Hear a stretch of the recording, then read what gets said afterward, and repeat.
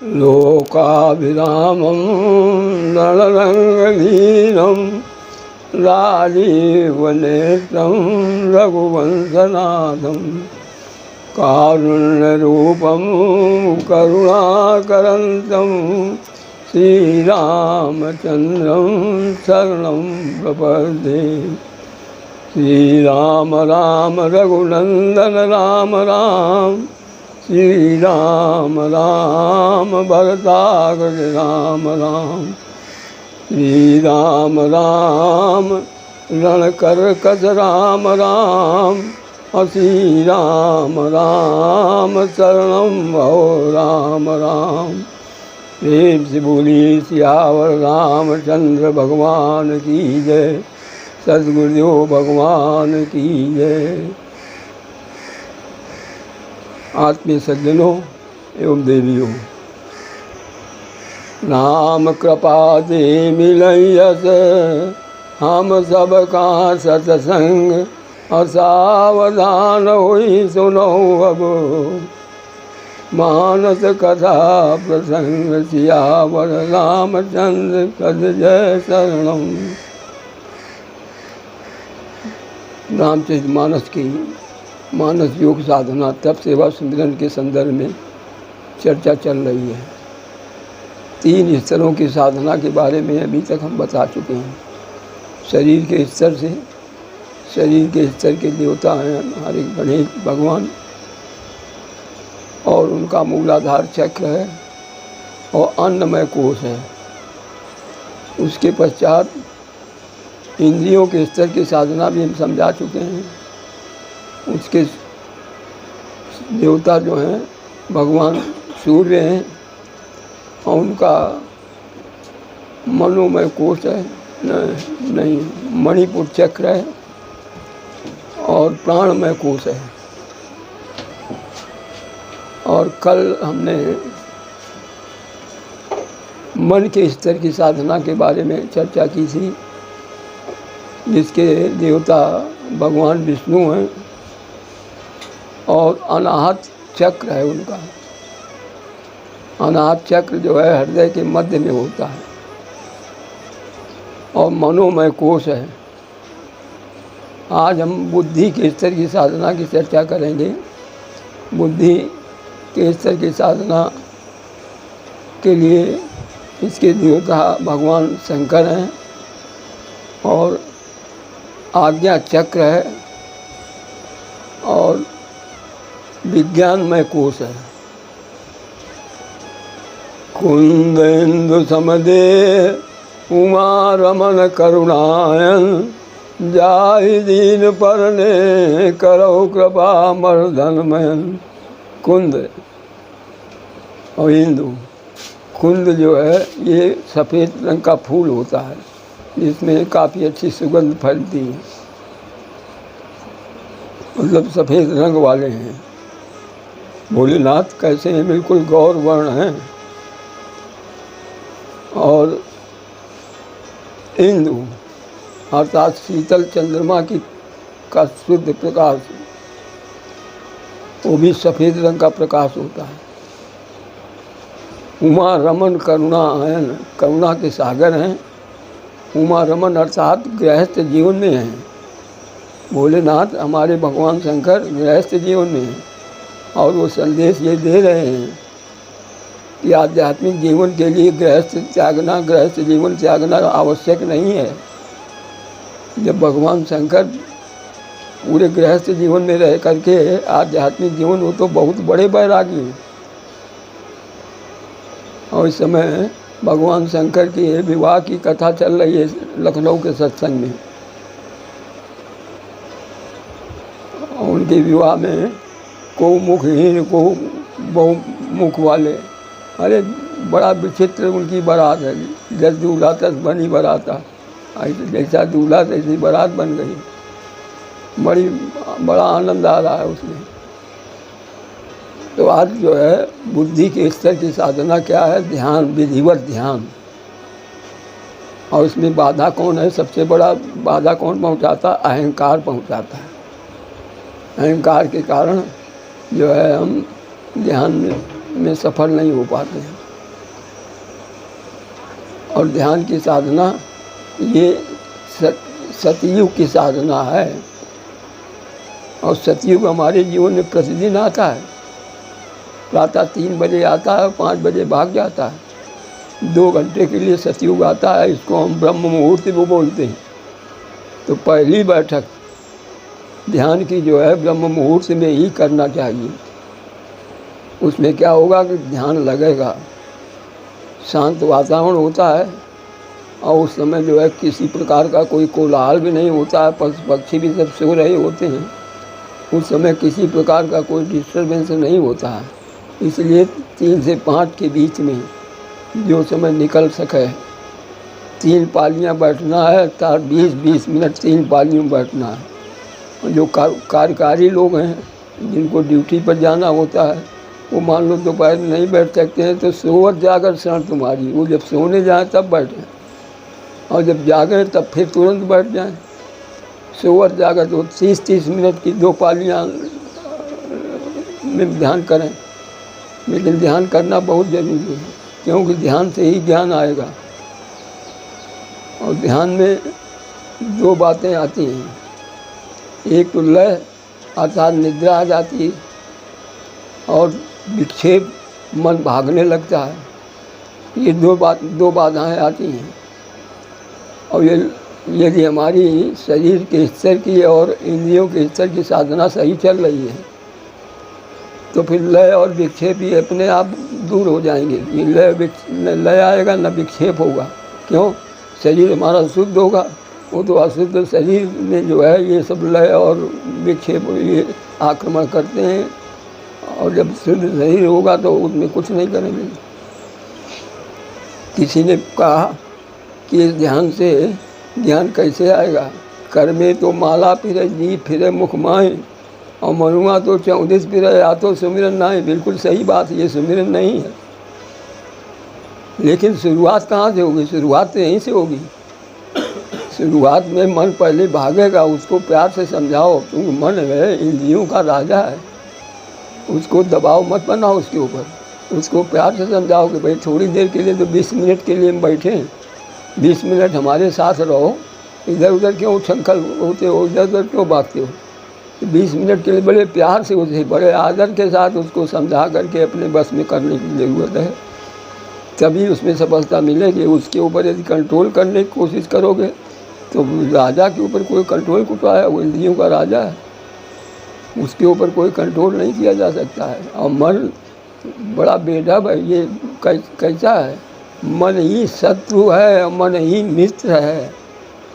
ये हमको फंसा भी देता है और हमको बंधन से मुक्त भी कर देता है।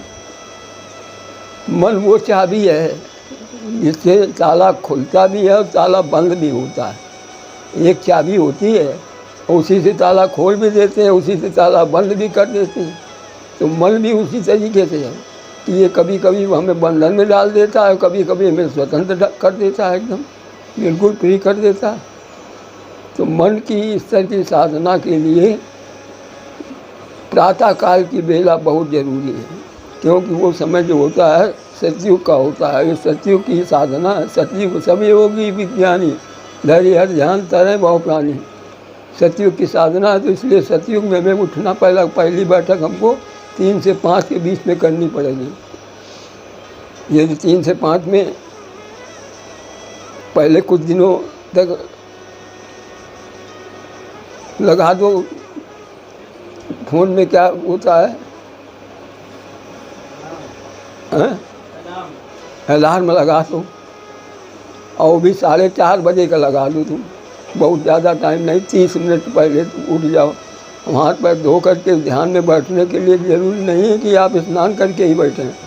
ध्यान करने के लिए बस शौच आदि से निवृत्त हो जाएं। 4 बजे का अलार्म लगाइए, जिससे शौच वगैरह सब इन कार्यों से निवृत्त होकर के आप बड़े आराम से बैठ सकें। क्योंकि शौच आदि से निवृत्त हो जाएंगे तो शरीर आपका हल्का हो जाएगा, और जब शरीर का हल्का हो जाएगा तो मन इधर उधर भागेगा नहीं, और जब शरीर हल्का नहीं होता है तो मन इधर उधर भागता है। इसलिए जो है शौच आदि से निवृत्त होकर के और स्थान ऐसा चुने, आसन ऐसा चुने कि थोड़ा सा वही आसन का प्रयोग बराबर करें, फिर आसन न बदलें। क्योंकि आसन सिद्ध हो जाता है। आसन जब सिद्ध हो जाएगा तो फिर वही आसन आपके काम आएगा और कोई दूसरा काम नहीं आएगा। इसलिए आसन जो है हमेशा वही रखो और शांत एकांत हो। अर्थात जिस कमरे में सोते हो उस कमरे में कोई एक ऐसा आसन बना लो जहाँ बैठ कर के ध्यान करो। और ध्यान की साधना से क्या होगा कि हमें ज्ञान प्राप्त होगा, ज्ञान प्राप्त होगा। और ज्ञान की मार्ग में बाधा है अहंकार।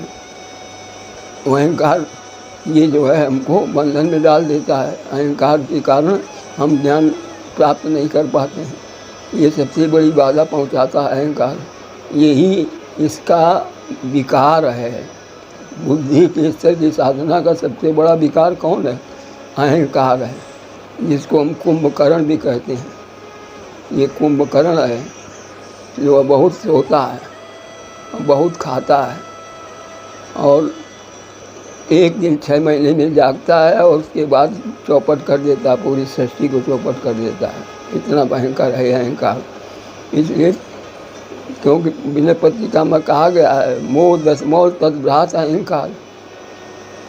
उसका भाई कौन है? मोह का भाई, रावण का भाई कौन है? कुंभकर्ण। कुंभकर्ण को अहंकार कहा गया है। स्पष्ट विनय पत्रिका में गोस्वामी जी ने लिखा है। इसलिए जो है इसको यदि कब्जे में करना है तो 3 से 5 वाला समय ये बहुत ज़रूरी है। और इसको 3 से 5 के बीच में जो हवा चलती है वो 24 घंटे में दोबारा फिर नहीं चलती है। ये ध्यान रखो।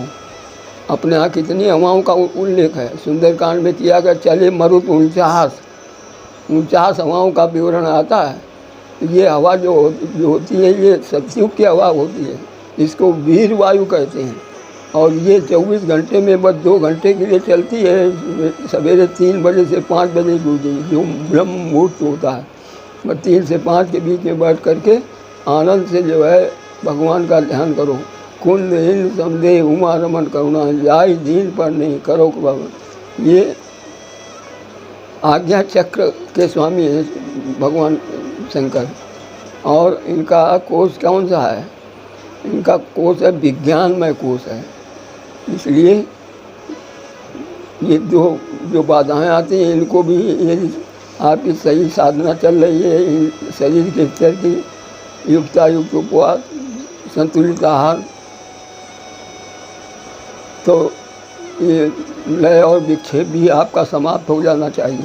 फिर नहीं आएगा लय और विक्षेप, कब कतई नहीं होगा।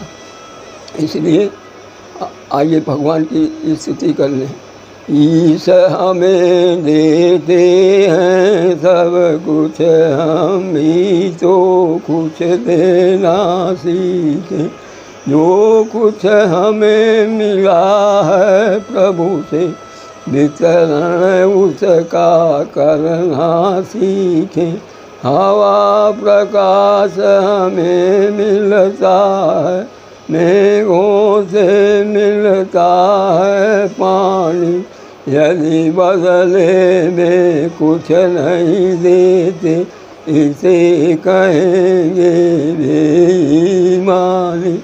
इसीलिए दुख भोग रहे हैं, दुख को दूर भगाना सीखें।